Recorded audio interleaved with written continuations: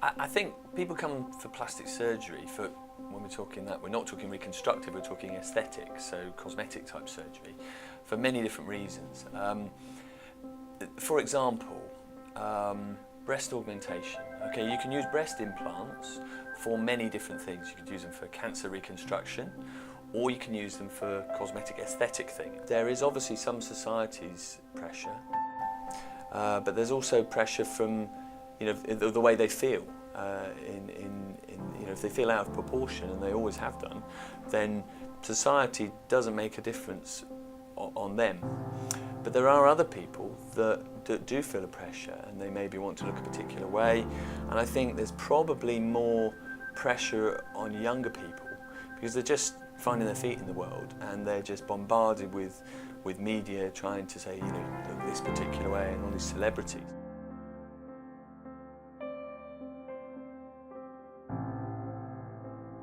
I don't like my boobs. I don't like my height. I'd probably say my forehead. I've never liked my hair. I think it started when I was about 8 years old, and I had to be a bridesmaid for my aunt's wedding, and they couldn't get the red velvet bow to stay in my hair because it was too thin and too fine.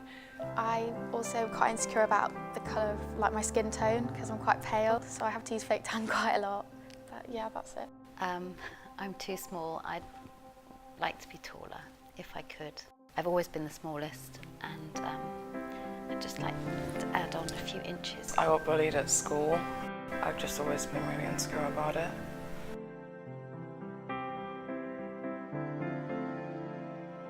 I think Clover has beautiful eyes. They're really warm and expressive and bright, and they're very pretty eyes, I think.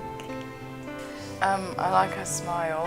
It's like really friendly and pretty, and yeah. You have really straight teeth, like I really like your teeth. And you have really glowy skin. Oh. I think you're a really pretty girl, and I love your eyebrows and your eyes. They look really smiley, and yeah, you look really happy.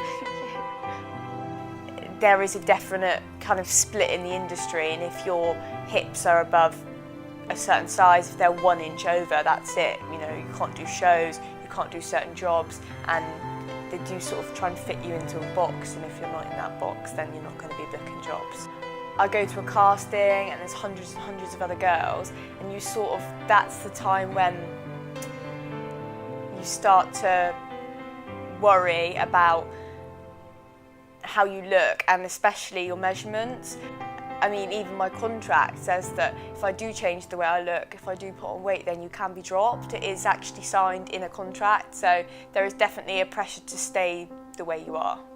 Certain shows especially, they are very, very, very tight on your measurements, and even if you bring a card that states, you know, your bust size, your waist size, all the certain measurements that they need, they often think that that card is lying, and they'll measure you themselves. And I've been to castings where I've had my ankles measured, I've had my wrists measured, and it's all very, very exact. Everybody has their bad days. It just so happens that, like, if I'm on a shoot and I've had a bad day, that gets photoshopped out, that gets edited out, and you'd never see that. So you'd never see if I had a spot, you'd never see if I had a rash, you'd never see if I had red skin or, you know, tired eyes, because that is all edited out, and therefore you can't try and compare yourself to something that's been edited, because that person doesn't look like that in real life.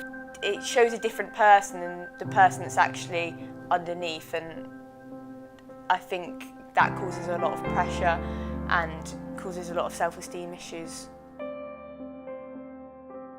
People see photoshopped images of models and celebrities, and they are comparing themselves to things that don't actually exist. When you look at the fashion magazines, or the high-end ones, and even pictures of celebrities, you end up, if you're not careful, comparing yourself to something that's not actually achievable.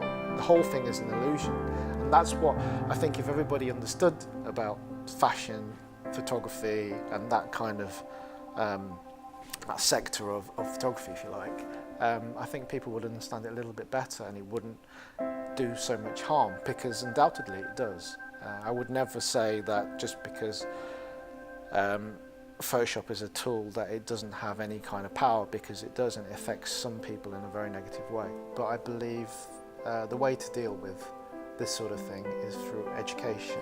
But if everybody understands how it's used, why it's used, I think people have a better concept of their own body image.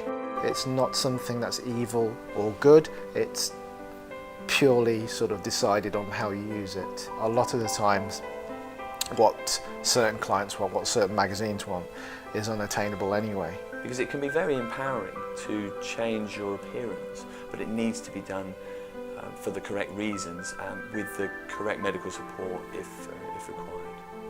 You're buying into a fantasy that doesn't exist. There's going to be imperfections, but that sort of makes you who you are.